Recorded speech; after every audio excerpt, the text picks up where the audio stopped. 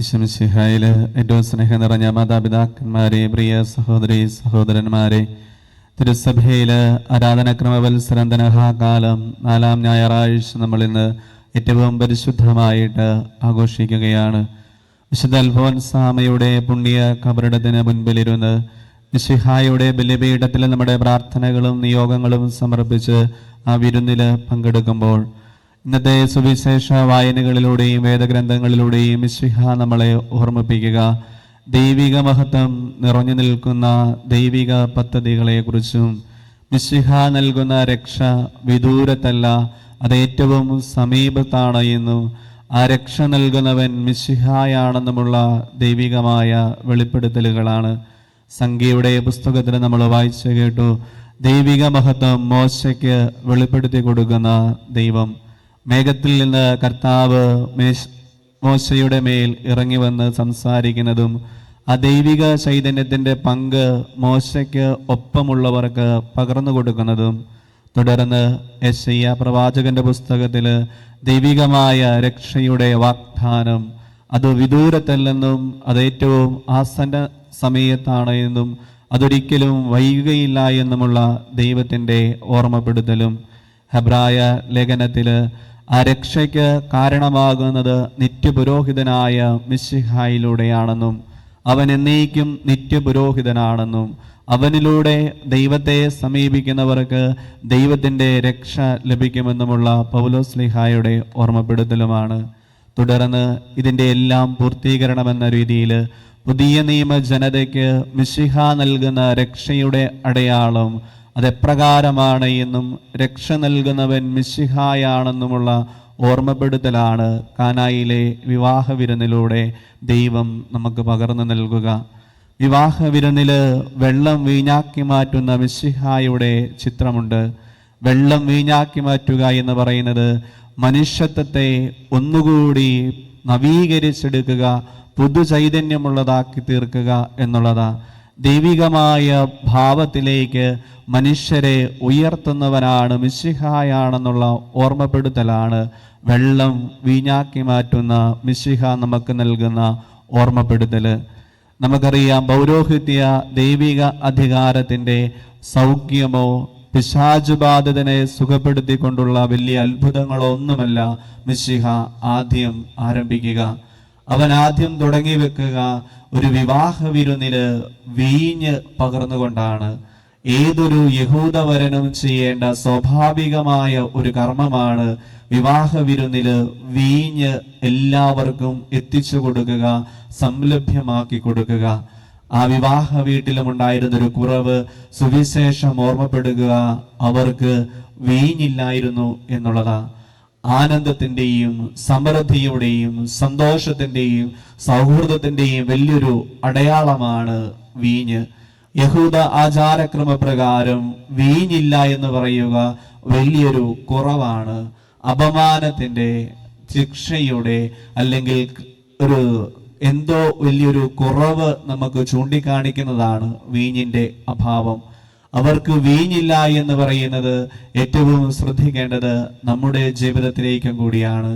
അനുദിന ജീവിതത്തിൻ്റെ ഓരോ ഭക്താനുഷ്ഠാനങ്ങൾ ക്രമീകരിക്കുമ്പോഴും അതിൽ പങ്കെടുക്കുമ്പോഴും പ്രാർത്ഥിക്കുമ്പോഴും അനുദിന ജീവിതത്തിന്റെ ഉത്തരവാദിത്തങ്ങൾ നിർവഹിക്കുമ്പോഴും എൻ്റെ മനസ്സിലും ഞാൻ സൂക്ഷിക്കേണ്ടത് ദൈവവിശ്വാസത്തിൻ്റെയും ദൈവിക സമാധാനത്തിൻ്റെയും ദൈവിക സൗഹൃദത്തിൻ്റെയും ഒരു വീഞ്ഞ് എൻ്റെ ഉള്ളിൽ ഉണ്ടോ, എൻ്റെ ജീവിതത്തിൽ ഉണ്ടോ എന്ന് ഞാൻ ആത്മപരിശോധന ചെയ്യണം.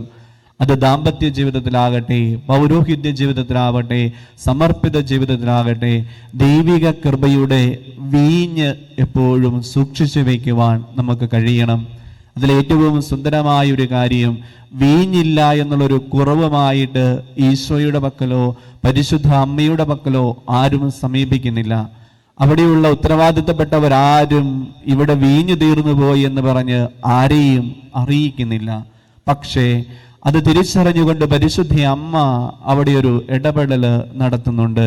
മിശിഹായുടെ പക്കൽ ചെന്ന് പറയുകയാ, അവർക്ക് വീഞ്ഞില്ല. അത് വിശ്വാസ ജീവിതത്തിൻ്റെ ഒരു സ്പോണ്ടേനിറ്റിയാണ്.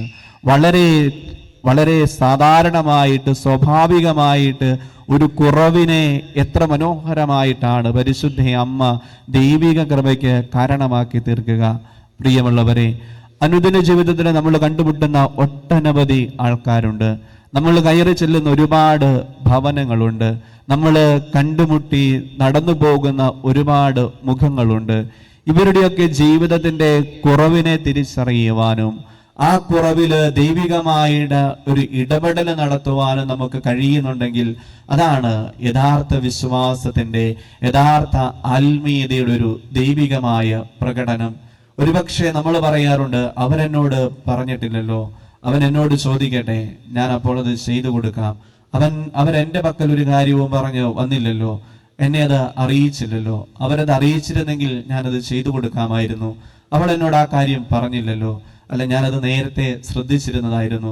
ഇങ്ങനെയുള്ള സ്വാഭാവികമായ സംഭാഷണങ്ങളും തീരുമാനങ്ങളും അനുദിന ജീവിതത്തിൽ നമ്മൾ എടുക്കുമ്പോഴും ഈ ഒരു കാര്യത്തെക്കുറിച്ചുള്ള ചിന്ത എപ്പോഴും വേണം. ഒരു കുടുംബത്തിന്റെ കുറവ് മനസ്സിലാക്കിക്കൊണ്ട് എത്രയോ ദൈവികമായിട്ടാണ് പരിശുദ്ധ അമ്മ ഇടപെടുന്നത്. അത് പ്രാർത്ഥിക്കുന്ന ഏതൊരുവനും ചെയ്യേണ്ട, ദൈവവുമായിട്ടൊരു സ്നേഹബന്ധം കാത്തു സൂക്ഷിക്കുന്ന ഏതൊരുവനും ചെയ്യുവാൻ പറ്റുന്ന ഒരു കാര്യം തന്നെയാണ്. പ്രിയമുള്ളവരെ, അനുദിന ജീവിതത്തിൽ നമ്മൾ കണ്ടുമുട്ടുന്ന വിഷമങ്ങളുടെയും നിരാശ നിറഞ്ഞ ജീവിതങ്ങളുടെയും സങ്കടപ്പെടുത്തുന്ന കുടുംബ ബന്ധങ്ങളുടെയും കാര്യങ്ങളിൽ ഒരു ദൈവികമായൊരു താല്പര്യം നമ്മളിൽ രൂപമെടുക്കണം.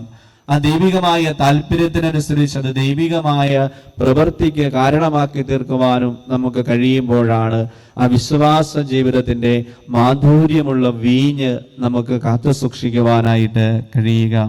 നമുക്കറിയാം, ഈ വർഷം ജൂബിലി വർഷമായിട്ട് ആഘോഷിക്കുകയാണ് തിരുസഭയില്. പ്രത്യാശയുടെ തീർത്ഥാടകരെന്ന പേരിലാണ് നമ്മളെല്ലാവരും അറിയപ്പെടുക. ഈ പ്രത്യാശ എന്ന് പറയുന്നത് മിശിഹ എനിക്ക് വേണ്ടി നല്ല വീഞ്ഞ് കാത്തു സൂക്ഷിച്ചിട്ടുണ്ട് എന്നുള്ളതാ. എൻ്റെ ജീവിതത്തിൻ്റെ ഏതു കുറവുകളിലും ഇടപെടുന്ന ഒരു ദൈവമുണ്ട് എന്നുള്ളൊരു പ്രത്യാശയാണ് നമ്മൾ ഇന്നും മനസ്സിൽ സൂക്ഷിക്കേണ്ടത്. അതുകൊണ്ടാണ് പൗലോസ്ലീഹ ഓർമ്മിപ്പിക്കുന്നത്, പ്രത്യാശ നമ്മെ നിരാശരാക്കുന്നില്ല. അനുദിന ജീവിതത്തിൻ്റെ വ്യാപാരങ്ങളിലും ഒഴുകുമ്പോഴും ആകുലതകളും അസ്വസ്ഥതകളും രോഗബുദ്ധിമുട്ടുകളും ഉണ്ടാകുമ്പോഴും ഒരിക്കലും നമ്മൾ നിരാശപ്പെടരുത്. എനിക്ക് വേണ്ടി വെള്ളം വീഞ്ഞാക്കി മാറ്റുന്ന ഒരു മിശിഹായുണ്ട്. പൗലോസ്ലീഹ ഓർമ്മിപ്പിക്കുന്നത് പോലെ അവനിലൂടെ ദൈവത്തെ സമീപിക്കുന്നവർക്കൊക്കെ രക്ഷ സാധ്യമാണ്. ദൈവം സമീപത്താണ്. രക്ഷ ഒരിക്കലും വിദൂരത്തല്ല, വിമോചനം ഒരിക്കലും അകലെയല്ല, അത് ഏറ്റവും അടുത്തുണ്ട്. അത് ഞാൻ കണ്ടെത്തേണ്ടത് മിശിഹായിലൂടെയാണ്. മിശിഹ എനിക്കൊരുക്കുന്ന വിരുന്നിലൂടെയാണ്. ആ വിവാഹ വിരുന്നെന്ന് പറയുന്നത് ദിവ്യകാരുണ്യമാണ്, ഈ വിശുദ്ധ കുർബാനയാണ്. ഈ വിവാഹ വിരുന്നില് ഞാൻ പങ്കെടുത്തുകൊണ്ട് ആ വിരുന്നില് മിശിഹായെ സമീപിക്കുമ്പോഴാണ് അവൻ എൻ്റെ ജീവിതത്തിൽ ഇടപെടുക. വെള്ളത്തിന്റെ അനുഭവം നിറഞ്ഞു നിൽക്കുന്ന എൻ്റെ ജീവിതങ്ങളെ വീഞ്ഞാക്കി മാറ്റുന്നവനാണ് എൻ്റെ ദൈവം, എൻ്റെ മിശിഹ. അവനെ കണ്ടുമുട്ടുന്ന ഏറ്റവും മനോഹരമായ വിരുന്നാണ് എൻ്റെ ഓരോ വിശുദ്ധ കുർബാനകളും. ആ വിശുദ്ധ കുർബാനയാകുന്ന വിരുന്നിൽ പങ്കെടുക്കുമ്പോഴാണ് വെള്ളത്തിന്റെ അനുഭവം നിറഞ്ഞു നിൽക്കുന്ന എൻ്റെ ജീവിതങ്ങളെ വീഞ്ഞിന്റെ മാധുര്യമായിട്ട് ദൈവം മാറ്റിത്തീർത്തുക. അവിടെ ഏറ്റവും പ്രത്യേകമായിട്ട് നമ്മൾ ശ്രദ്ധിക്കേണ്ടത് വലിയൊരു ദൈവികമായ ഇടപെടലുകളെക്കാളെല്ലാം ഉപരിയായിട്ട് ഒരു മാനുഷിക പ്രവൃത്തിയെയാണ് മിശിഹ പൂർത്തീകരിക്കുക. പരിശുദ്ധയമ്മ പറഞ്ഞു, അവൻ പറയുന്നത് നിങ്ങൾ ചെയ്യുവിൻ. അവർ 6 കൽഭരണികളിലും വെള്ളം വക്കോളം അനുസരണയോടുകൂടി നിറയ്ക്കുകയാ. ഒരു മാനുഷിക പ്രവൃത്തിയുടെ ആരംഭമാണ്. ആ പ്രവൃത്തിയുടെ ആരംഭം അവസാനിക്കുന്നത് ദൈവികമായ ഇടപെടലാണ്. വെള്ളം നിറയ്ക്കുന്ന പരിചാരകരുടെ പ്രവൃത്തിയെയാണ് ദൈവം മിശിഹ വീഞ്ഞാക്കി മാറ്റുക. പ്രിയമുള്ളവരെ, രക്ഷയുടെ പ്രവൃത്തികൾ ആരംഭിക്കേണ്ടത് നമ്മിൽ നിന്നാണ്. മനുഷ്യകമായ നമ്മുടെ പ്രവൃത്തികളെ പൂർത്തീകരിക്കുന്നവനാണ് മിശിഹ. നീ രക്ഷയുടെ പ്രവൃത്തികൾ ആരംഭിക്കുമ്പോൾ, മാനുഷികമായ പ്രവൃത്തികൾ തീരുമാനങ്ങൾ ജീവിതത്തിൽ നീ എടുക്കുമ്പോൾ, രക്ഷയ്ക്ക് കാരണമാകുന്ന മാനുഷിക പ്രവൃത്തികളുമായിട്ട് ദൈവതിരുസന്നിധിയിൽ നീ നിൽക്കുമ്പോൾ, അതൊരു പക്ഷേ ആഗ്രഹത്തോടുകൂടിയുള്ള നിന്റെ ബലിയർപ്പണമായിരിക്കാം. അനുതാപത്തോടെ കരഞ്ഞു കലങ്ങിയ കണ്ണുകളുമായിട്ട് നീ സമീപിക്കുന്ന കുംഭസാരമായിരിക്കാം. വേദനയോടുകൂടി ദൈവതിരുസന്നിധിയിൽ ത്യാഗത്തോടുകൂടി എടുക്കുന്ന നോമ്പ് പോലെയുള്ള ത്യാഗാനുഷ്ഠാനങ്ങളായിരിക്കാം. ഏതു മാനുഷിക പ്രവൃത്തികളുടെയും ഒടുവിൽ ദൈവം ഇടപെടുമെന്നുള്ളൊരു ഉറപ്പ് മനസ്സിൽ സൂക്ഷിക്കണം. ആ ഒരു പ്രത്യാശ സൂക്ഷിക്കുമ്പോഴാണ് ജീവിതത്തെ വീഞ്ഞാക്കി മാറ്റുക. വിശുദ്ധ അഗസ്റ്റീനോസ് പുണ്യവാളൻ 6 കൽഭരണികളെ 6 യുഗങ്ങളായിട്ട് നമുക്ക് കാണിച്ചു തരുന്നുണ്ട്. ഒന്ന് ആദം മുതൽ നോഹ വരെയും, രണ്ടാമത്തെ കൽഭരണി നോഹ മുതൽ അബ്രാഹം വരെയും, മൂന്നാമത്തെ കൽഭരണി അബ്രാഹം മുതൽ ദാവീദ് വരെയും, നാലാമത്തെ കൽഭരണി ദാവീദ് മുതൽ ബാബിലോൺ പ്രവാസം വരെയും, അഞ്ചാമത്തെ കൽഭരണി ബാബിലോൺ പ്രവാസം മുതൽ സ്നാപക യോഹന്നാൻ വരെയും, ആറാമത്തെ കൽഭരണി സ്നാപക യോഹന്നാൻ മുതൽ ലോകാവസാനം വരെയുമാണ്. ഈ 6 കൽഭരണികളിലും നിറഞ്ഞു നിൽക്കുന്നത് വെള്ളമാണ്. അത് വീഞ്ഞായിട്ട് മാറുക, പുതിയ ചൈതന്യത്തിന്റെ അനുഭവമായിട്ട് മാറുക മിശിഹായുടെ വരവോടുകൂടിയാണ്, മിശിഹായുടെ സാന്നിധ്യത്തോടുകൂടിയാണ്, അവന്റെ ദൈവികമായ വെളിപ്പെടുത്തലോടുകൂടിയാണ്. പ്രിയമുള്ളവരെ, ഈ 6 യുഗങ്ങളിലൂടെയും നമുക്ക് ലഭിച്ചിട്ടുള്ള വലിയൊരു ദൈവിക വെളിപാടുണ്ട്. അത് വിശുദ്ധ ഗ്രന്ഥത്തിന്റെ വചനത്തിന്റെ വെളിച്ചത്തിൽ ഞാൻ കണ്ടുമുട്ടുന്ന ഒരേ ഒരു പ്രത്യാശയുടെ വചനമാണ്.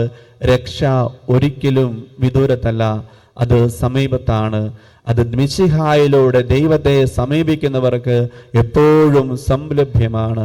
പ്രിയമുള്ളവരെ, ഈ വിശുദ്ധ ബലിയിൽ പങ്കെടുത്ത് പ്രാർത്ഥിക്കുമ്പോൾ വിശുദ്ധ അൽഫോൻസാമ നമുക്ക് കാണിച്ചു തന്ന അതേ മാർഗത്തിലൂടെ തന്നെ പ്രത്യാശയുടെ ജീവിതം നമുക്ക് കാത്തു സൂക്ഷിക്കാം, രക്ഷയുടെ ആനന്ദം നമുക്ക് കാത്തു സൂക്ഷിക്കാം.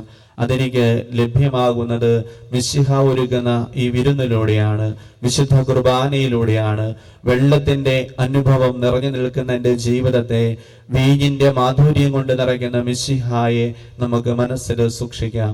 അവന് വേണ്ടി ഞാൻ എടുക്കുന്ന ഏത് മാനുഷിക പ്രവൃത്തിയെയും പൂർത്തീകരിക്കുന്നത് ദൈവികമായ പ്രവൃത്തിയിലാണ് എന്ന് നമുക്ക് ഉറച്ചു വിശ്വസിക്കാം. എൻ്റെ കണ്ണുനീരിനും എൻ്റെ വേദനയ്ക്കും എൻ്റെ രോഗത്തിനും വേണ്ടി ഞാൻ എടുക്കുന്ന ദൈവത്തിനു മുമ്പിൽ എടുക്കുന്ന ഏതു മാനുഷിക പ്രവൃത്തിയുടെയും ഒടുവിൽ ദൈവികമായ ഇടപെടലുണ്ട്.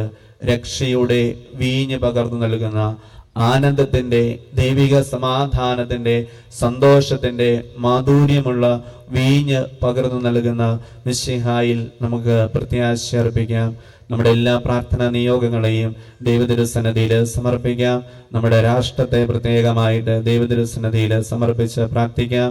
വിശുദ്ധ അൽഫോൻസാമയുടെയും സകല വിശുദ്ധരുടെയും പരിശുദ്ധ അമ്മയുടെയും ആദ്യസ്ഥ സഹായ സംരക്ഷണം ഏവർക്കും ലഭിക്കട്ടെ എന്ന് പ്രാർത്ഥിച്ചുകൊണ്ട് പിതാവിന്റെയും പുത്രന്റെയും പരിശുദ്ധാത്മാവിന്റെയും നാമത്തിൽ ആമേൻ.